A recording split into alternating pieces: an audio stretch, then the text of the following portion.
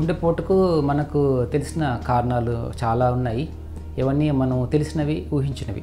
వీటిలో ఉదాహరణలు ధూమపానము, smoking, sugar, మధుమేహ వ్యాధి, హై బీపీ, రక్తపోటు, హై కొలెస్ట్రాల్ ఉండడము, ఊబకాయం కలిగి ఉండడము, ఎక్సర్సైజ్ చేయకపోవడము, మనము మంచి ఆహారాన్ని తీసుకోకపోవడము, ఫ్యామిలీలో ఎవరికైనా హార్ట్ ట్రబుల్స్ ఆల్రెడీ ఉండడము, రక్తంలో అధికంగా కొలెస్ట్రాల్ ఉండడము, ఇటువంటివన్నీ మనకు తెలిసిందే. ఎక్సర్సైజ్ చేయకపోవడం మూలన, అంటే శరీర వ్యాయామం లేకపోవడం మూలన గుండె జబ్బు రావడం, గుండెపోటు రావడం సహజమే. వ్యాయామం చేస్తే మంచిది, కానీ వ్యాయామం చేయకపోవడం చెడ్డది అంటున్నాం. అంత న్యూట్రల్ కాదనమాట. అంటే గుండెపోటు రావడానికి ముఖ్య కారణం వ్యాయామం చేయకపోవడం. అధికమైన శ్రమ తీసుకోవడం, అధికంగా వ్యాయామం చేయడం, ఎస్పెషలీ అంత పెద్దగా అలవాటు లేని వాళ్ళు సడన్గా ఎక్కువగా పెద్దగా మన శారీరక శ్రమ చేయడం కూడా గుండెపోటుకు ఒక కారణంగా మనం గమనించవచ్చు.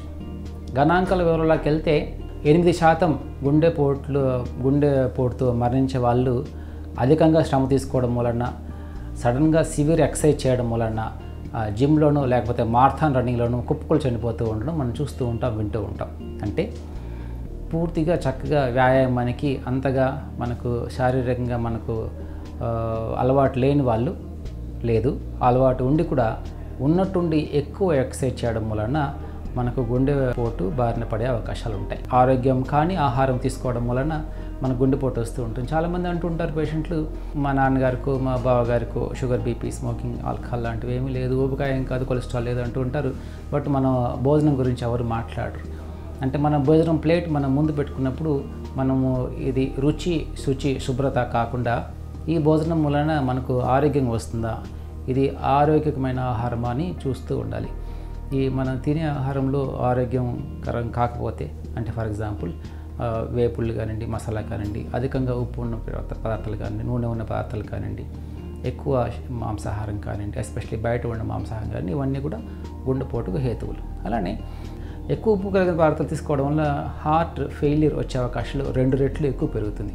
చాలామంది అనుకుంటాం మనం ఉప్పు ఎక్కువ తీసుకోవడం వల్ల బీపీ పెరిగి తద్వారా హార్ట్ అటాక్ కానీ హార్ట్ ఫెయిల్యూర్ కానీ వస్తుంది అనుకుంటాం. కానీ సైన్స్ ఏం చెప్తుందని అంటే ఆ సాల్ట్ కన్జంప్షను బీపీని కలుగు చేయకుండా కూడా నేరుగా గుండెపోటును కానీ హార్ట్ ఫెయిల్యూర్ని కలిగిస్తుంది.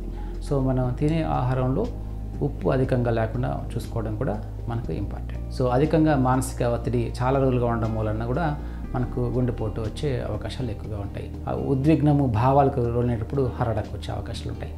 అలానే నెగటివ్ న్యూస్ విన్నప్పుడు, అంటే సడన్గా మన ఆస్తి అంతా పోగొట్టుకోవడము, లేకపోతే మన ఉద్యోగం ఊడిపోవడము, లేకపోతే మనకు బాగా దగ్గర బంధువులు, తెలిసిన వాళ్ళు, మన ఆత్మీయులు చనిపోవడము, అలాంటి జరిగినప్పుడు కూడా మనము ఫైట్ ఆర్ ఫ్లైట్ హార్మోన్స్ ఉంటుంది. అంటే పోరాడు లేదా పారిపో అనే కొన్ని హార్మోన్స్ మన బాడీలో ఉంటాయి. ఈ హార్మోన్స్ అధికంగా ఉన్నట్టుండి వెల్లువలాగా రావడం వలన మన గుండెకి వెళ్ళే రక్తనాళాలు సన్నబడి ఆ రక్తనాలు చిట్టడం వల్ల కానీ, లేదు అక్కడ రక్తనాల్లో రక్తం గడ్డ కట్టడం వల్ల కానీ జరిగి మనకు టాకోసుబో కార్డియోమయోపతి, ఇలా టాకోసుబో హార్ట్ అటాక్ వచ్చే అవకాశాలు ఉంటాయి. కాబట్టి మన భావాల్ని కొద్దిగా మనం ఉద్విగ్నకు లోను కాకుండా మన భావోద్వేగాల్ని కొంచెం కంట్రోల్ చేసుకుంటే ఇలాంటి హార్ట్ అటాక్ బారి పడకుండా మనం కాపాడుకోవచ్చు.